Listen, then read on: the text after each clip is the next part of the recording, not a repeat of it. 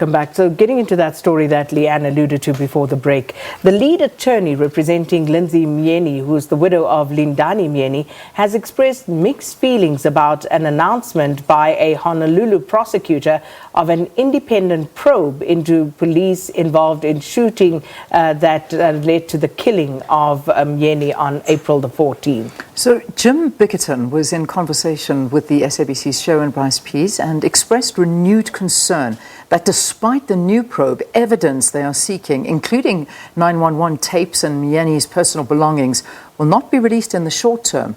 And this, following conversation, happened after Honolulu prosecuting attorney Steve Alm announced his probe in order to bring greater independence outside of the ongoing investigation in which the Honolulu Police Department was essentially investigating itself. The Honolulu prosecuting attorney, Steve Alm, launched an independent probe Thursday into police-involved shootings in Honolulu in April, including the Myeni case. What's your reaction to that announcement? Well, we have mixed feelings about it. It's certainly a positive development, but it carries with it some issues that I think are going to be problematic for the public, for the community, and not just here, but internationally as well. Because the focus of a criminal investigation is on whether obviously there's not going to be any prosecution of Lindani. He's dead. There's going to be maybe an investigation into a prosecution of whether these police officers should be prosecuted. So the concern of the prosecutor's office will be about protecting and preserving their individual rights to a fair trial. And they've already indicated for that reason they're not going to be releasing the information that's already in their files, some of which the police department chose to release when it suited them. So we are concerned that other city agencies may use the existence of this prosecutor investigation as a basis to clamp down on the information. I can tell you there's several huge red flags in this case. The first one is the mayor told everyone last week he had tried twice to get the police commissioner to brief him on what's going on, what happened, and she refused to return his calls. They have not released the 911 tapes. That's very standard. I can't even remember a major incident where they didn't release the call from the complainant to the dispatchers.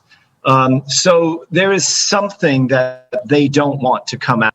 And now they've been given the hook by the prosecutor to say, oh, we can't release it because there's an investigation going on.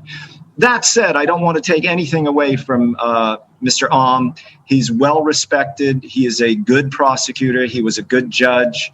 And he does have credibility and integrity. I think he will do a good job. But the questions here are much broader than whether or not an individual police officer should go to jail or if there is enough evidence to prove beyond a reasonable doubt that the police officer committed a crime. There are much broader issues about the way policing is done, the way they approach people at night, blinding them with flashlights, not identifying themselves. Those are questions that his investigation may not touch on at all, and they're questions the community here and abroad really want answers to. So for that reason, I say it's a bit of a mixed bag from our perspective. But overall, I think it's a step in the right direction that the things are being taken out of the hands of the police department. So you do believe that this is going to be an independent process? I ask this because in his announcement earlier Thursday, he says that this is not to say, the launch of the investigation, that the Honolulu Police Department did not do a thorough professional job in each case. They have fine, dedicated detectives and investigators that they know what they're doing. That sort of affirms something, does it not? Well, it may be that we are considered, after all, the Aloha State. And, we try to be respectful and polite to each other. It's one of the things that makes me so sad about this case, because Lindani Myeni was not shown aloha. But yeah, that does trouble us a little bit, but not too much. I mean, there are certainly fine police officers and there are people who try to do their job. What we're concerned about is how do you make sure that the police officers who don't know how to do their job are off the force, so that they're not being sent out into the community And how do we make sure that people understand how to approach situations? We have no indication, for example, from anything they've released, whether Lindani had any idea that police were even coming. If he had no reason to think anyone had called the police, if this was done on the sly, for example, and he's out by his car putting his shoes back on, and people show up with flashlights, shining them in his face, yelling at him to get on the ground and not saying who they are, they look like vigilantes. That just is lousy police work, and that's being kind. Jim, just to be clear, you've made a number of requests for 911 tapes, dispatch communications, some of his belongings, his cell phone, his ring. What have those interactions delivered, if anything? Nothing at all. They won't even respond in writing to say why they're not turning them over or when they might turn them over. They have just completely ignored us. The level of disrespect that the city is showing to Mr. Myeni and his family and his memory is extreme. You know, so what whether police officers ultimately go to jail or not? I think it's important that we look at that, and if it needs to be done, it be done. But the basic human aspect of this, to give the widow the ring back or to turn the telephone over to the family so they know what his last texts were and his last searches and what was going through his mind when he died. There's no reason, no reason at all for that. It is a sign to me of disrespect, and that is what has been a theme throughout this case. The way they stopped him was disrespectful, and now the way they're treating him is disrespectful. Do you think it has anything to do with him being South African, that he's a foreigner? I mean, we're not seeing the level of national media attention to this case. You're not seeing Black Lives Matter on the streets of Honolulu protesting the actions of police here. What can be done, Jim, to create greater momentum? I mean, we have this independent probe now. Are we seeing a shift in momentum here? Do you think this is a positive move? Well, actually, we have had protests here, and there are people out on the streets. We just don't have the numbers here. It's a small state. The African-American population is a small percentage of the people in this state.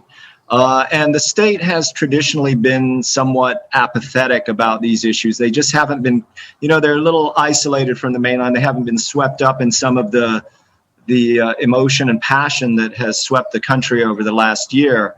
But I think that the people of South Africa and the people of Hawaii have a connection.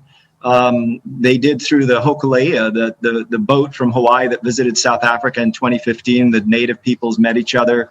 It was a big thing. And so you are actually the antipodes of our state, right on the other side of the world. I think that if people in South Africa make their voices heard, I think that the people in Honolulu will hear that. And so everybody should be making it known that we want full transparency. There can be no secrets about something like this. And that's the thing that's troubling the family. It's troubling us as professionals. And I think it's troubling many people in our community to see the lack of transparency. You filed a wrongful death lawsuit. What's the trajectory of that case? Where are you at? How long does it take? Where's it going? Well, it's unfortunately, as they say, the wheels of justice grind slow, and it takes many months. But we have already scheduled examinations of key witnesses, and those may happen as early as the end of May or early June, for example. We do expect efforts by the city to try to slow that down and delay those interviews. We have made formal litigation requests for information, which are much harder to dodge than our public records requests that were made in the day after the shooting. We do think we'll get access to this material sooner or later.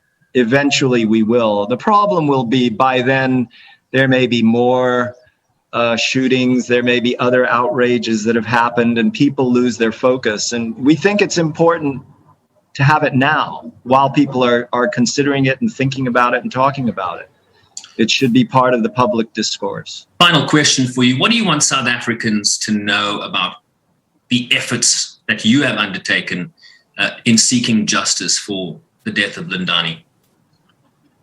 Well, I do want them to know that we are fully committed to this case. This is probably, I've practiced law for nearly 40 years, and this is one of the most important cases I've ever handled. And I'm handling it with a team, my wife and law partner. This is, her heart and soul is in this case. We're both working on it. We have 2 other lawyers assigned to the case. And we're just not going to let go, and we're going to see this to the end. That is our commitment to Lindani and to the family and to the people in South Africa. We really feel that no matter where it takes us, we want to know the truth and we want justice to be served.